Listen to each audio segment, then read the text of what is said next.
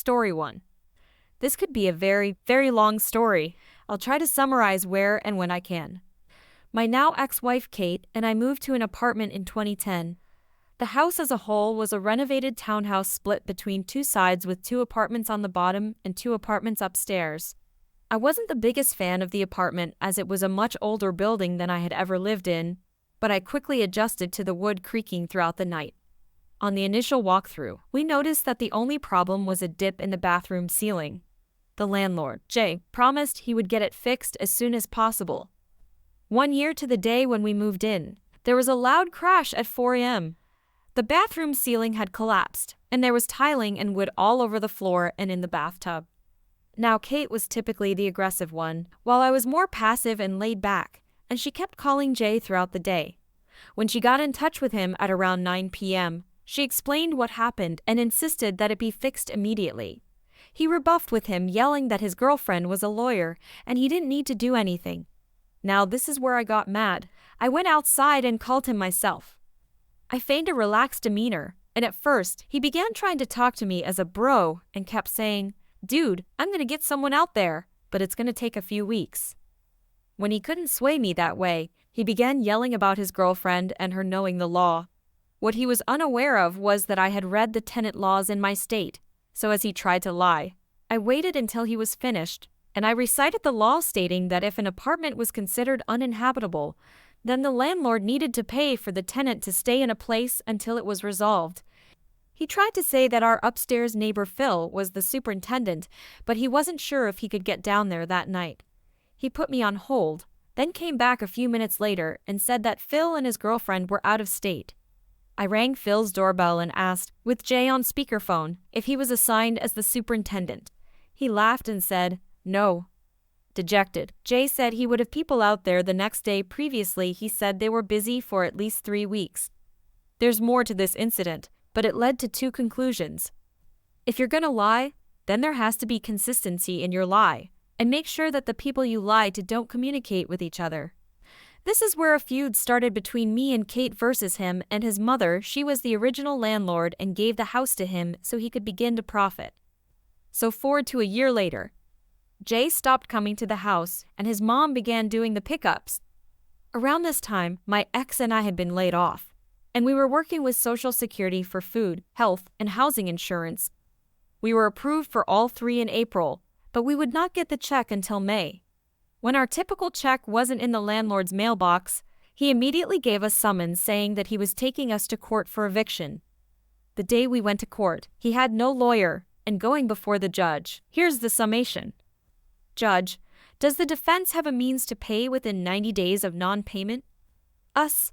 Yes. Judge hands over paperwork showing that he will be paid for April and May. Judge, I see no problem. They are breaking no laws. Why are we here? Jay, well, Your Honor, they have been bullying. Judge, I don't care, unless they are breaking a law. Then this case is dismissed. Suffice it to say, Jay and his mother were not happy. Around this time in my life, things were tumultuous.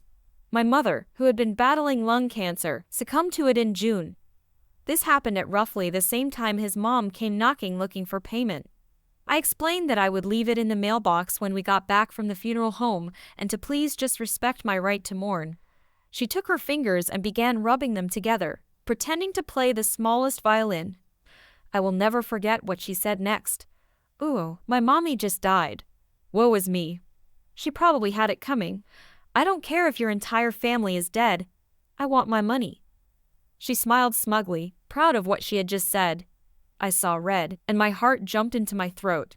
I went, grabbed the check, and handed it to her in absolute shock that anyone would say something so messed up. She had finally managed to push a button that very few people I've known throughout my life have seen. I went into rage mode, but not in the way you would expect. The revenge, we were always told that if a health inspector came by to not open the door.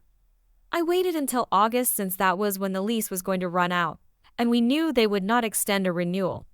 I walked up the block to town hall to ask for a health inspection of our property. It was scheduled for several days later. Now it's important to know several things. I was friends with all of the tenants. Phil had moved out with his fiancée, but the new tenant was Danny upstairs on our side. Tom and Hannah on the other side of the downstairs floor had moved out, and Jay was still looking for new tenants. The only one who wanted to stay out of this was Rose in the upper right apartment. I had gotten a key so I could let the inspector into Danny's apartment, and I knew that I could use the back staircase on the right side to let him into Tom's now vacant apartment. I also knew that Danny was moving out in September along with Kate and myself. The inspector came, and it was glorious. He checked the exterior of the house first, noting that wires were exposed. There was an old empty dryer along with other odd clutter in the backyard. I brought him inside the shared entrance, and, as I was counting on, he noticed that the last inspection dated back to 1994, 18 years. This meant that for each year he did not have an inspection, there would be appropriate fines. For our apartment, we had black mold growing in our bathroom, and the bubble in the ceiling had begun to grow to problematic proportions. Upstairs, Danny's apartment was suffering from leaks in the ceiling, and it looked like her bathroom ceiling was also on the brink of collapsing. We then went to the basement. The boiler was on the verge of exploding. There were flammable items along with gasoline and a pack of matches sitting right beside it. Two things that I did not know were, 1. The fire door that separated the two sides did not close all the way, rendering it moot, and 2. On the right basement side, there was a toilet that had blown up. It had coated the surrounding walls, and the leakage prevented us from going up to the floor via the right side. The entire time, the inspector was photographing and writing constantly. We stepped outside, and he said he needed to come back. When I asked why, he said he had run out of space to write down all of the infractions. He had filled the front and had written an entire page on the back portion.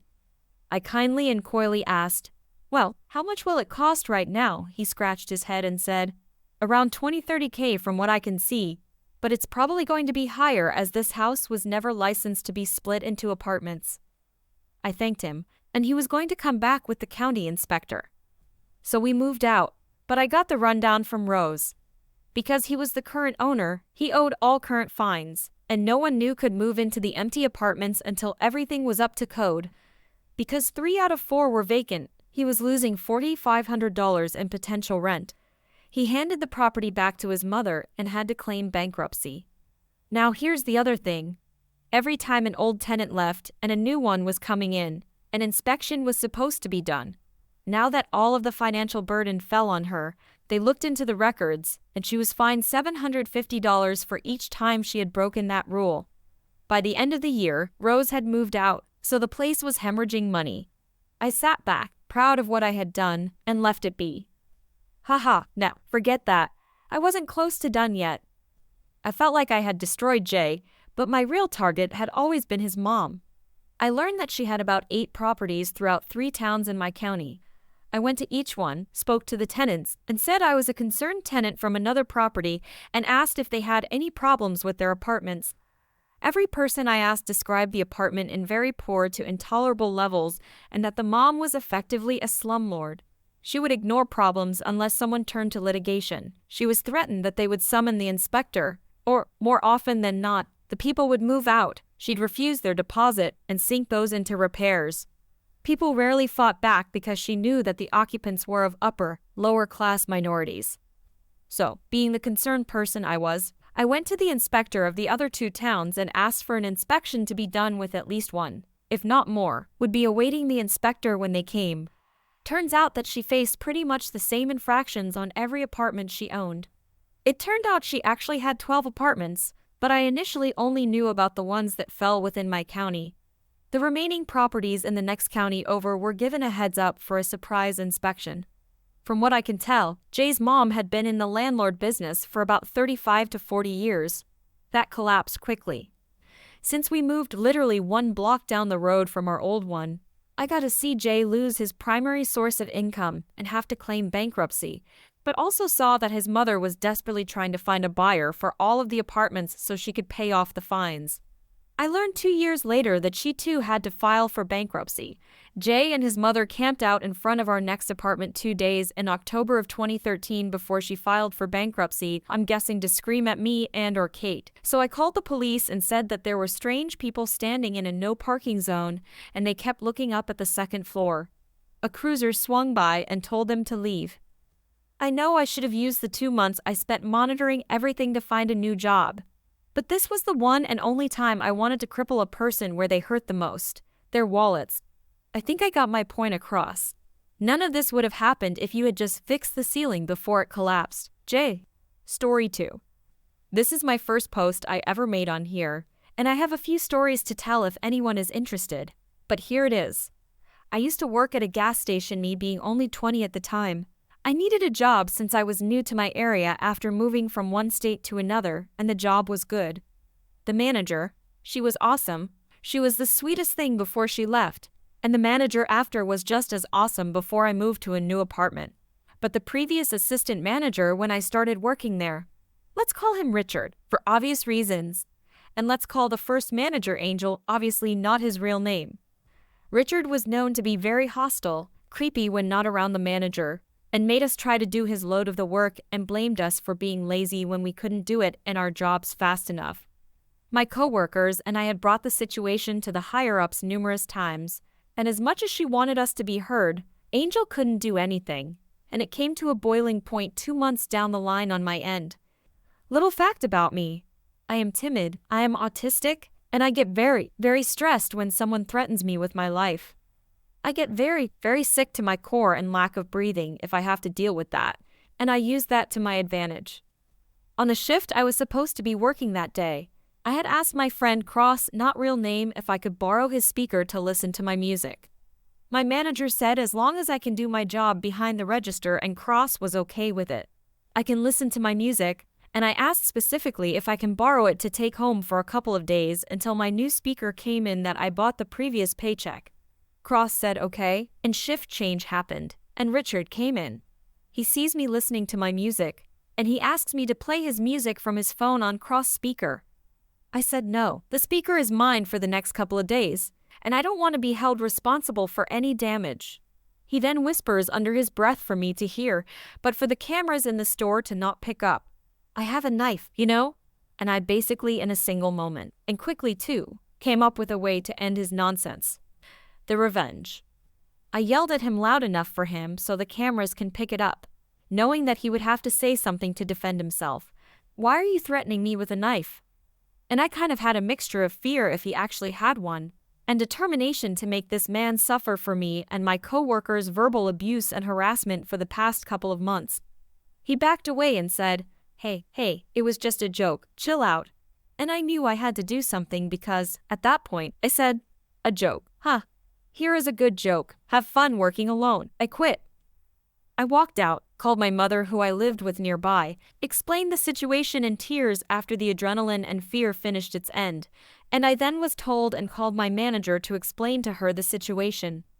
I then told her that I knew he had the knife on him because I saw a pocket knife in the office, and it was a custom one with his name on it.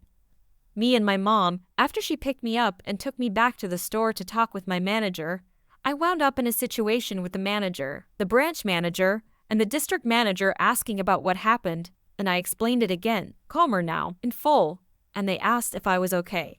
I told them, no, I have a guy who has been harassing my other coworkers, verbally assaulting me and the others, try and threaten an autistic person who did nothing except say no to using a speaker, get threatened with a knife. I do not feel safe with him around. They asked me about the speaker. I called Cross, and he confirmed I asked to borrow the speaker overnight and backed me up with what the assistant manager has done in the past. And at that point, police were called. They checked the cameras and heard me yelling about the knife. And after a few months, I come to learn he got fired from his last job and arrested for them finding out he was in jail for threatening physical harm to a disabled person, harassment, assault, and unauthorized concealed weapon. He wanted a speaker. He got a speaker. A few speakers on a podium who put his behind in jail about a week after.